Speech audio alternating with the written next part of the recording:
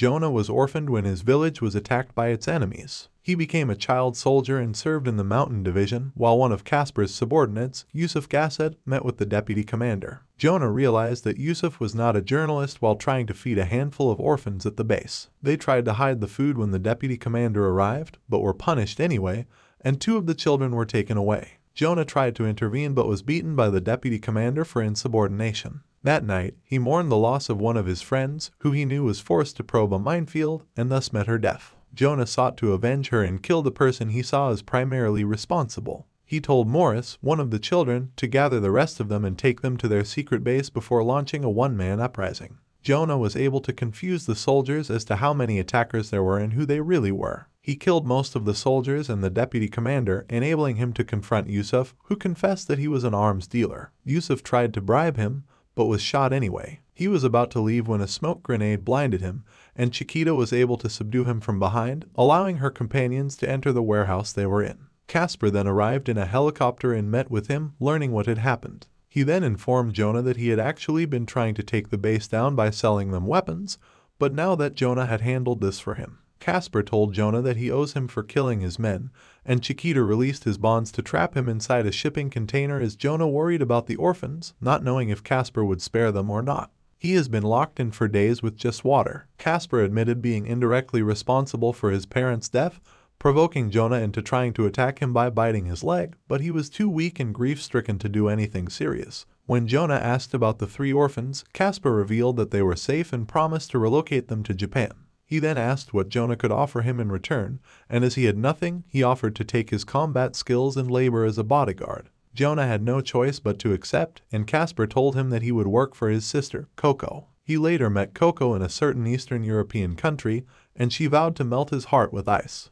She introduces Jonah to his team, which surprises them as they quickly realize that he is a child soldier and see that he is carrying a gun. On the way to the port, the unnamed Vice Minister of Home Affairs tries to talk Coco out of trying to recover her goods, as he wants to keep them out of the military's hands, but she refuses to cave in. 3 cars suddenly come up from behind as Jonah asks Coco how she treats people who are tailing her. When she replies to shoot first and never asks, he stands up through the open sunroof of the car and fires on another car alongside them. The driver is killed, and it smashes into the guardrail. A van then maneuvers itself to cut off Lame and Valmet's car while Jonah fires at a second car, also causing it to crash. In a control room, the Vice Minister is watching the action on a monitor while on the phone and tells his caller that Coco's container needs to be kept out of the Air Force's hands as it contains upgrades for 3 fighter squadrons. On the freeway, night has fallen, and the van in front of Lame and Valmet's car proves resistant to fire from her. She asks Lame to bring her closer to the van and draws a knife. Lame is surprised but agrees. Lame fires at the van with his pistol to distract them while pulling alongside, allowing Valmet to jump to the van's roof. The Voskhod 6 inside opened the rear doors to fire at Lame and forced him back, allowing her to enter and take them out with her knife. When the Vice Minister sees what has happened, he orders the remaining Voskhod 6 and the port guards to pull back and concede defeat. The next morning, Coco is informed by HCLI that a rival arms dealer named Kloshkin is trying to sell Hinds to the Air Force. Coco and Jonah, pretending to be the former's younger brother, visit Kloshkin to dissuade him. Kloshkin suddenly smashes the coffee pot over Coco's head, causing Jonah to draw his pistol, but Coco orders him not to fire. In truth, the meeting is a diversion to allow Valmet and Akihiko Tojo to convince the Air Force to cancel Kloshkin's deal while Lame, Mao, Yugo, and Let's Kill the snipers protecting him. As Kloshkin realizes too late that he has been fooled, Coco orders Jonah to kill him. Coco celebrates with her bodyguards over dinner where they welcome Jonah into their group. However, everyone except Jonah gets sick after eating his scrambled eggs. Coco and her team are en route to deliver weapons to a country south of Russia. The guard's app is suddenly hit with an anti-tank missile, forcing the convoy to stop. Coco impulsively exits her car and runs to a nearby cliff where she sees a distant city covered by smoke. Lame observes that they have walked into a war zone as fighting appears to have erupted over a local oil pipeline. The team is under observation by some local troops who quickly have them surrounded. The team is escorted to the town where Coco meets Major Pollack, the local commander in charge of the area. Coco is dismayed when Curry and his team from CCAT, Coco's rival weapons dealer, swing by as well. Coco wants to get out of the country as soon as possible since she does not deal with clients who pay on credit.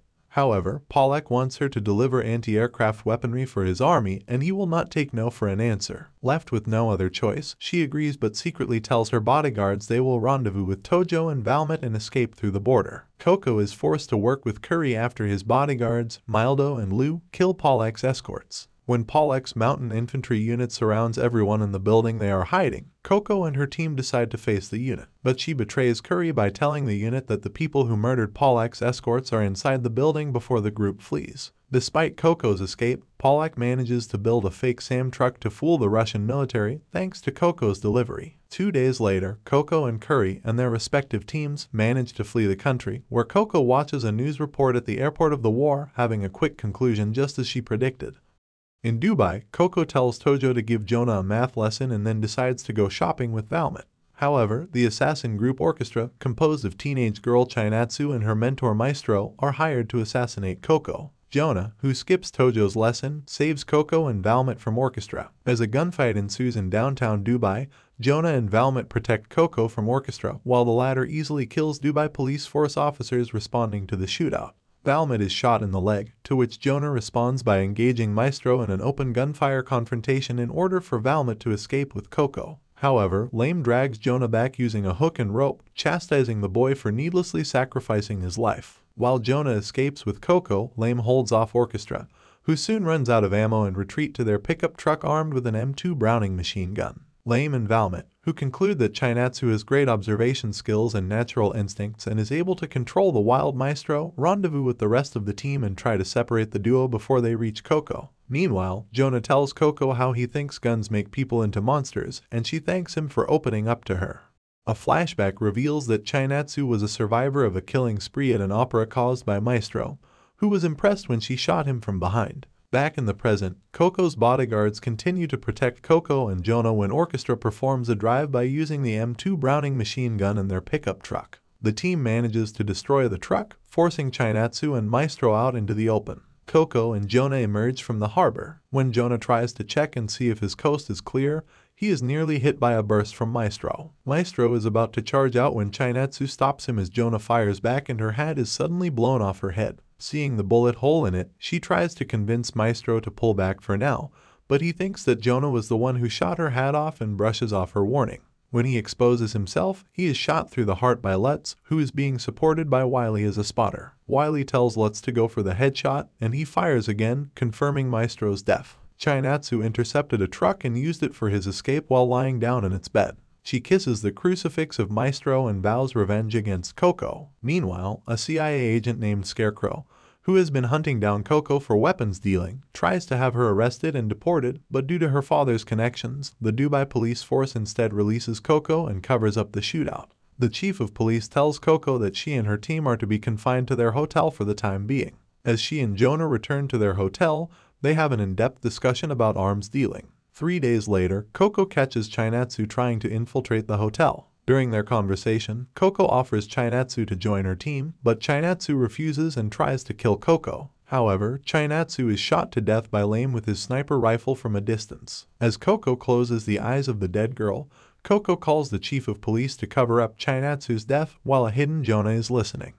While on a HCLI-owned cargo ship en route to Africa from Dubai, Jonah watches Lutz and Renato Arsaksai test fire an XM8 rifle when Coco is informed that her older brother Casper Hekmatyar will be arriving to see her from another HCLI-owned cargo ship. When William Willie Nelson is instructed to take Jonah away by teaching him a grammar lesson, the latter heads to the restroom to relieve himself. However, Casper heads to the restroom as well, where Jonah attempts to kill him, but Casper's bodyguard, Chiquita, stops Jonah and disarms him. Coco makes Casper leave her ship after hearing about what happened in the restroom, having to apologize to Jonah for this.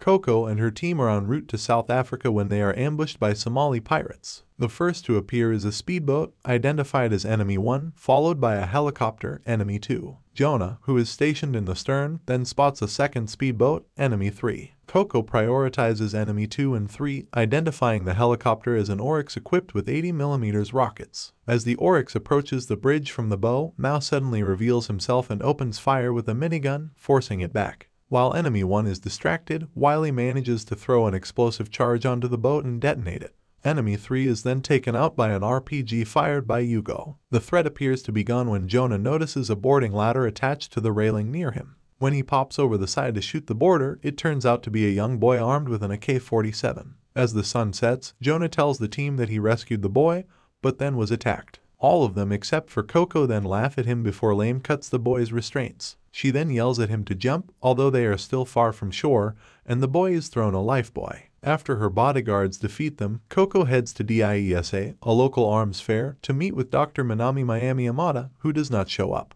Coco learns from Dr. Miami's assistant Malin that Dr. Miami and her bodyguard, Makona, have gone off to the mountains to find butterflies. Later, Coco meets with Guoming Chen, the head of the Daxing High Company, and accepts his invitation to dinner, with Yugo accompanying her. Meanwhile, the rest of Coco's bodyguards head to the mountains to locate and protect Dr. Miami and Makona. On the other hand, Karen Lowe of the Daxing High Company is covertly deployed to the mountains with a small team of Daxing High contractors to abduct Dr. Miami due to her extensive knowledge of robotics. Jonah starts the battle when he ruins the ambush of the Daxing High faction by randomly firing his assault rifle, causing a Daxing High contractor to panic and return fire. This gives Coco's bodyguards the advantage over Karen's group. When Karen executes her subordinate for panicking, Valmet recognizes her combat stance and weapons of choice and has a flashback to the time when she was still on Peacekeeper, realizing that she was the one who took her right eye and wiped out her unit in Africa. Jonah notices that Valmet has gone quiet and stood up as she gets a maniacal look on her face.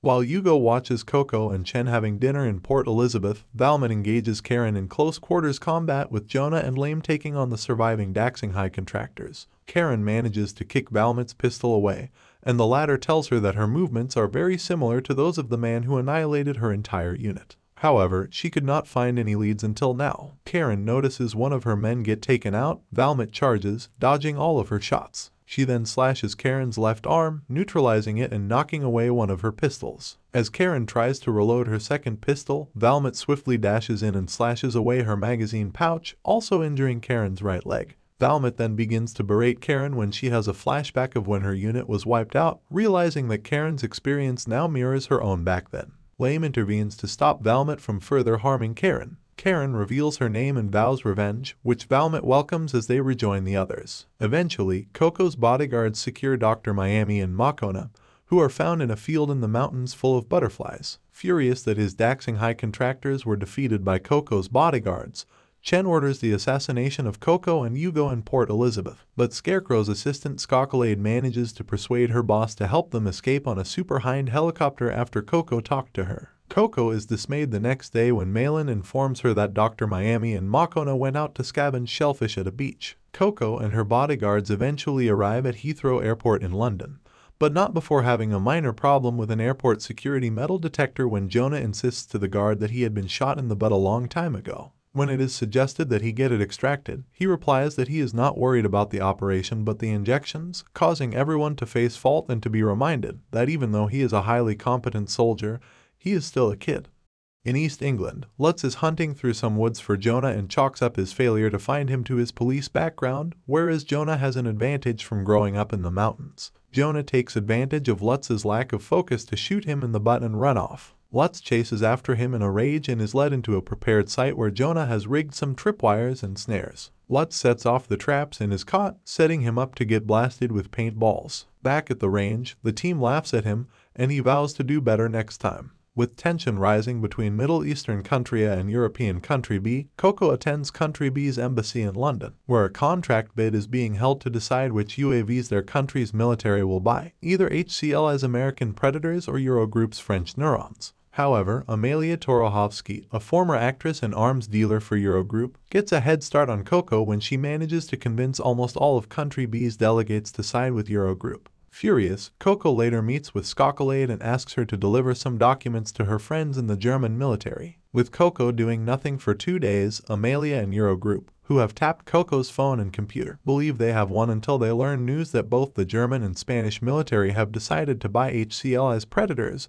which convinces Country B to follow suit. Meanwhile, Coco has formed a front company that is purchasing Eurogroup stocks as part of a hostile takeover. Realizing Coco has played them, Amelia has a secret meeting with her, unaware that Eurogroup mercenary snipers have followed them and are planning to kill Coco. After talking about the similarities and differences between them, Amelia concedes defeat over the contract bid while Coco agrees to sell back Eurogroup stocks to her at a 5% premium, but not before Valmet, Lutz and Willie non-lethally neutralize the mercenary snipers. Valmet wonders why she was so nice to Amelia and Coco thinks that it was because she was told that it was nice talking to her. She does admit that Amelia was tough and would rather not encounter her again, but knows that it will happen.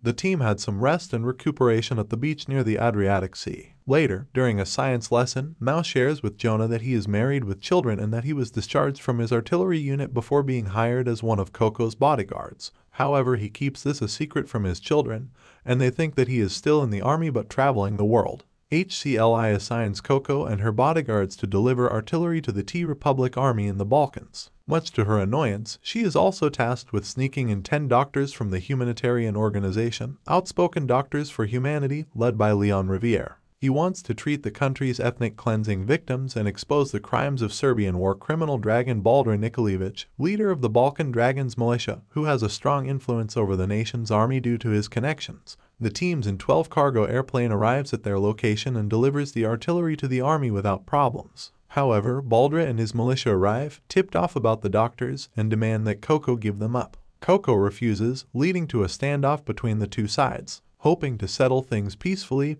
Riviere comes out and tries to talk to Baldra. But Baldra shoots Riviere and then grazes Leon's cheek with another shot. Lame steps in by knocking Baldra's pistol away and telling his subordinate to stop filming. When the man protests and tries to attack, Lame grabs his gun and smashes his jaw with it. Left with no choice, Coco orders her team to kill the Balkan Dragons at Planina Airport. Coco's squad opens fire on the Balkan Dragons. Baldra is able to get shelter from his Mercedes while the Air Force captain orders his men to stay put and begs Coco to end the fighting, but she ignores him. Baldra picks up his pistol and is about to shoot Coco when Mao shoots his hand. Riviere can do nothing but watch, and when Dragan notices him, he uses his uninjured hand to force him at gunpoint into his car as a hostage. Jonah sees him about to escape and nearly shoots him, but is stopped by Coco. He keeps the Mercedes in his sights as Baldra finally manages to start it and escape, vowing revenge. The squad finishes mopping up, having taken no casualties. Jonah finally stands down and notices the video camera still rolling. He walks over to it and kicks it, destroying it. Knowing Baldra's militia will try to shoot them down once they leave the airport, Coco takes Mao's advice to take one of the artillery cannons into their plane. The militia surrounds the airport with men equipped with SAMs and self-propelled AA guns. When the plane takes off, its infrared jammers are activated. This defeats the first SAM, which misses and detonates above it. The Dragons begin firing their weapons, but their aim is thrown off by the jammers. Flares deployed misdirect the missiles, but the sky is rocked by the resulting explosions. Coco tells Mao not to let the Dragons fire again as the N-12 reaches 10 feet. With the cargo bay door open and the D-30 pointed out, he tells everyone to cover their ears and open their mouths just before he fires. The beehive round detonates above the Dragons, hitting them with flechettes. Mao announces after observation that the shot was on target, and the passengers respond with cheers. Coco calls and makes a deal with Scarecrow and Skockalade that they get to capture Baldra in exchange for his $5 million bounty. She also realizes this was part of her father's plan to win favor with the Outspoken Doctors for Humanity and the CIA. After safely delivering the rest of the doctors to their destination near a refugee camp, Coco sends Lame, Mao, and Willie to ambush Baldra's convoy. Wiley detonates the 122mm ammunition, taking out the convoy but sparing Dragan's car. As they mop up the survivors, flechettes rain down on the car, distracting the occupants and allowing Lame to shoot the driver and capture Dragan. Coco gave his location to Scarecrow and Skockalade, who sent a U.S. Marine SOAR commando team to get him. With their job done, Coco's team flies out of the country. Coco's team prepares for their next deal with some members of the Italian mafia in Alexandria. Later that night, Valmet leaves, wishing to take revenge on the man who gouged her right eye and killed her subordinates when she was an unpeacekeeper in Africa. After Skockalade reveals to her that Chen is this man, Valmet leaves the group unnoticed to confront Chen at his headquarters in North Africa, only to later learn that Jonah tailed her under Coco's orders. Meanwhile, Dominique, the leader of his crew of assassins, expresses to his companions Lillian and Gregoire his plan to leave the contract-killing business and open a restaurant.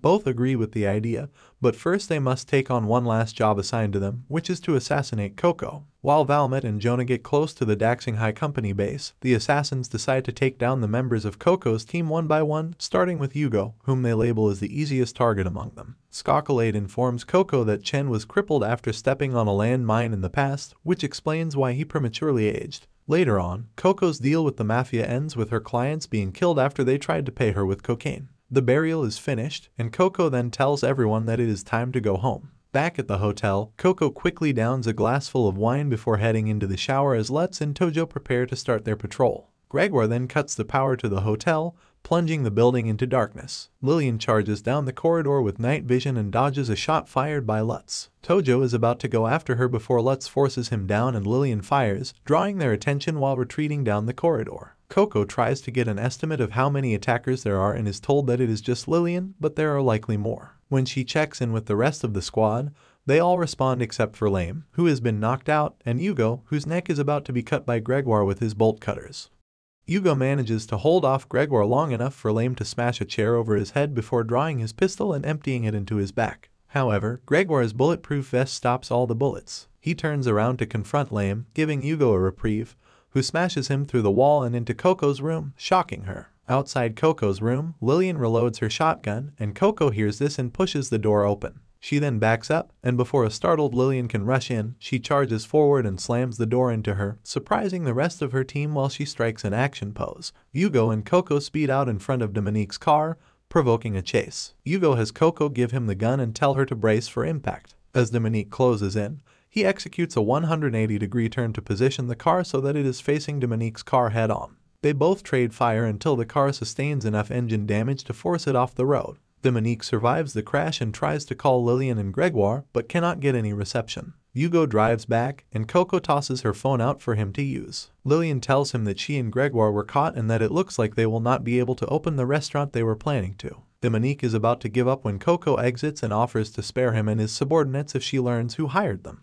Back in North Africa, Valmet drugs Jonah and heads towards the Daxing High Company base alone. As she kills the Daxing High contractors protecting the base, she is saved from a sniper by Jonah, who manages to fight off the effects of the drug. Valmet finally confronts Chen, where they share some words before she kills him, finally avenging the deaths of her subordinates. But as Valmet and Jonah return to Coco, a vengeful Karen shoots Valmet, who shields Jonah before Jonah guns down Karen. After waking up from the hospital several days later, Valmet learns Karen survived as well but mysteriously disappeared. Coco comforts Valmet by telling her that she was able to put the souls of her subordinates at ease. As they take a walk together, Coco talks to Jonah about the attempted hit on her and the team.